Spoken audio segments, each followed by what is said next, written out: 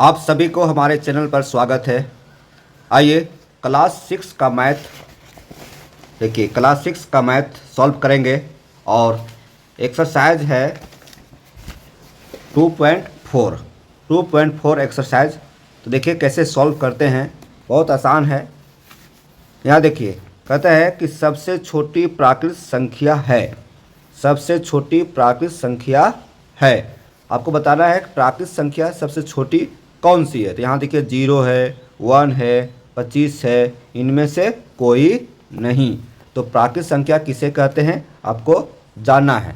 तो प्राकृत संख्या किसे कहते हैं, देखिए यहाँ पर क्या कहते हैं। यहाँ पर परिभाषा देखिए, गिनने वाली संख्याएं 1 2 3 4 5 6 है ना, प्राकृत संख्याएं होती है। मतलब गिनती की संख्या को क्या कहते हैं, प्राकृत संख्या कहते हैं। तो जब गिनती की संख्या को प्राकृत संख्या कहेंगे तो गिनती की संख्या शुरुआत कहाँ से होती है, 1 से।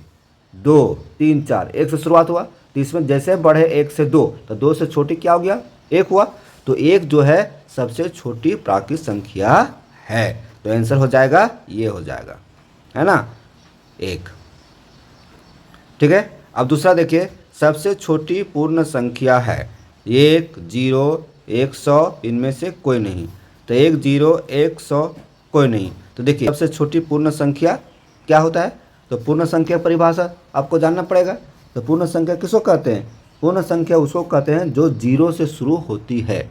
0 से शुरू होने वाली संख्या को पूर्ण संख्या कहते हैं। तो 0 से शुरू हुई, 0 1 2 3 4 5, तो 0 क्या हो जाएगी, सबसे छोटी संख्या, पूर्ण संख्या, है ना। 0 से शुरू होने वाली संख्या को पूर्ण संख्या कहते हैं। अभी देखिए यहाँ पे 117 को हम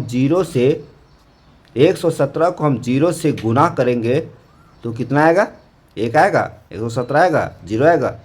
तो कोई भी संख्या को हम 0 से गुना करेंगे तो 0 आंसर होती है। कितनी बड़ी संख्या रहे, 0 से गुना करेंगे तो 0 ही आएगा। अब देखिए यहाँ पर चौथा है, 8 को भागा देंगे 0 से, 8 को भागा देंगे 0 से, तो आंसर क्या होगा, 8 0 1, परिभाषित नहीं। देखिए 8 रुपया है और 0 मतलब कुछ आदमी नहीं है, मतलब एक होता है जैसे यहाँ 2 रहता है, तो 8 रुपया को 2 लोगों के बीच बांटेंगे।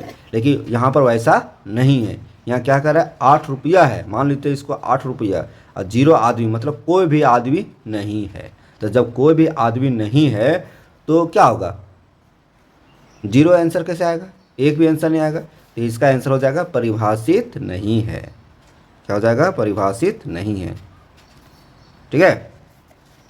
अब यहाँ देखिए पांचवा क्वेश्चन है, 0 भागा 7, 0 भागा 7। तो यहाँ क्या होगा, 0 भागा 7 का मतलब हुआ कि 0 मतलब कुछ नहीं है, 1 रुपया भी नहीं है, और 7 लोगों के बीच इसको डिवाइड करेंगे, बांटेंगे, तो कितना होगा, जब कोई रुपया नहीं है तो क्या हो जाएगा, 0 ही होगा। जब 1 रुपया नहीं है, किसी को बांटना ही नहीं है ना, तो कहाँ से होगा, 0 होगा। यहाँ परिभाषित नहीं है सो नहीं होगा, आंसर ये होगा। 625 को 1 से गुना करेंगे तो 1 से गुना करेंगे तो 625 है ना आएगा। अब यहाँ देखिए, इनमें से कौन योज्य तत्समक एडेंटिव है ना, इनमें से कौन योज्य तत्समक है। तो योज्य तत्समक इसमें से कौन हो जाएगा, तो इसमें से हो जाएगा 1 होगा, नहीं होगा 1, 0 होगा। क्या होगा, 0। अब आगे आइए, अब आगे देखिए, इनमें से कौन गुणात्मक तत्समक है।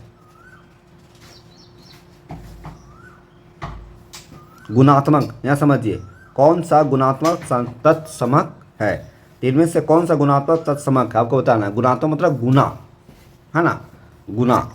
अब देखेंगे यहाँ पर आंसर की बात किया जाए तो ए में क्या है, 1 है, बी में 0 है, सी में ये है एवं बी है, मतलब ये दोनों, और डी में इनमें से कोई नहीं। तो ये आंसर क्या हो जाएगा, 1 जो है, 1 से गुणात्मक तत्समक है, 1 जो कहलाएगा गुणात्मक तत्समक कहलाएगा। अब आगे आइए, 9 क्वेश्चन देख रहे हैं, इनमें कौन गुणन का कर्म विनिमय नियम को दर्शाता है। इनमें कौन गुणन का कर्म विनिमय नियम को दर्शाता है? तो यहाँ देखिए कर्म और गुणन का कर्म है ना, विनिमय मतलब अदला बदली हो जाता है, विनिमय अदला बदली हो जाता है। तो आपको दिखाना है कि गुणन का कर्म विनिमय, तो आंसर क्या हो जाएगा? देखिए 4 गुने 8 बराबर 8 गुने 4, मतलब इसको इधर कर दिया, ये इधर कर दिया। उसी तरह से इसको तो गुना कर दिया है, ये तो अलग हो गया। ये देखिए ये आपका जोड़ है ना, तो इस पर आंसर क्या हो जाएगा? आंसर ये हो जाएगा। अब बताते हैं आंसर ये कैसे होगा। यहाँ देखिए गुणन, कौन सा गुणन? कर्म विनिमय। देखिए कर्म विनिमय होता है कि वही देखिए 4 गुना 8 है तो 8 गुना 4 कर दिया, मतलब ये जो डिजिट है इसको इधर कर दिया, ये इधर कर दिया, है ना। और यहाँ देखिए यहाँ भी, यहाँ इसमें भी किया है, ये इसमें किया और ये इस इधर कर दिया, लेकिन यहाँ क्या है? प्लस है, क्या है? जोड़ है। यहाँ क्या कर रहा है? गुणन कर रहा है, गुना, यहाँ गुना, तो ये गुना है ना। ये अदला बदली किया लेकिन गुना ये है, ये भी अदला बदली किया लेकिन क्या? जोड़ है। तो आंसर ये हो जाएगा। ठीक है। 170 गुने 4 प्लस 170 गुने 6 का मान क्या होगा? तो आपको इसको सॉल्व करना पड़ेगा, तो सॉल्व करते हैं। देखिए 170 गुने 4 प्लस 170 गुने 6, नहीं ना, इसको गुना कीजिए। 17 दूनी 34, 34 दूनी 68, 680 आएगा। मतलब ये गुना किए हम 680 आएगा। 4 को गुना 7 किया 8 आएगा, 4 से 8 2 और 4 एकम 4 और 2 6। ठीक है, जीरो है, जीरो बैठा दिए। फिर है 17 गुना 6, मतलब 6 सत्ते 42 के 2 हाथ में 4, 6 कम 6 4 10, जीरो है तो जीरो बैठा दिए। अब इसको जोड़ेंगे, ये और ये जोड़िए तो जीरो आ जाएगा। 2 और 8 10 हो जाएगा, हाथ में 1, 0 और 6 तो 6 आएगा, हाथ में 1 10, 7 हो गया। और एक यहाँ 1700, देखिए है 1700 आंसर। आंसर कितना आया? 1700। देखिए ठीक है 1700। अब तो इसमें आंसर क्या हो जाएगा? 1700। देखिए 11 क्वेश्चन, 23 और 38 के बीच कितनी पूर्ण संख्याएं हैं? 23 और 38 के बीच कितनी पूर्ण संख्या है? पूर्ण संख्या किसको बोलते हैं? जो जीरो से शुरू होती है। देखिए जीरो से शुरू होने वाली संख्या को पूर्ण संख्या कहती है ना। तो यहाँ देखेंगे कि 23 और 38 के बीच कितने पूर्ण संख्या है। तो जीरो से तो शुरू हो ही गया है, तो 23 और 38 के बीच, तो 23 और 38 के बीच में कह रहा है, बीच में, है ना। 23 को भी नहीं लेना है और 38 को भी नहीं लेना है, तो कैसे लेंगे? 23 के बाद क्या होता है? 23 के बाद 24, देखिए 24, 25, 26, 27, 28, 29, 30, है ना, 31, 32, कितना था? 33, 34, 35, 36 और 37, यही लेंगे, क्योंकि 23 और 38 के बीच में करा है ना, तो हमको 23 नहीं लेना है और यहाँ पर 38 भी नहीं लेना है। तो कितनी संख्या है? गिनिए 1 2 3 4 5 6 7 8 9 10 11 12 13 14। कितना है? 14 आया। 23 और 38 के बीच में कितनी संख्या आया? 14। तो ये है आंसर हो जाएगा। ठीक है। अब देखिए यहाँ पर 12, देखिए 12 क्या है? 1000 का पूर्ववर्ती क्या होता है? कोई भी संख्या है उसमें से एक घटा देंगे तो वह पूर्ववर्ती हो जाता है। तो एक घटा देंगे तो 1000 में एक घटाएंगे तो कितना होगा? 899 होगा? नहीं, 999 होगा? हाँ यही होगा, है ना। 999 1000 का पूर्ववर्ती, मतलब 999 एक जोड़ेंगे तो 1000 हो जाएगा, और नहीं तो 1000 में एक घटाएंगे तो 999। अब आ गया ये 13, 2 गुने 125 गुने 50 का मान निकालना है। देखिए ये भी आसान है। क्या है? 2 गुने, क्वेश्चन पे लिखते हैं 2 गुने 125 गुने 50। चलिए गुना करते हैं।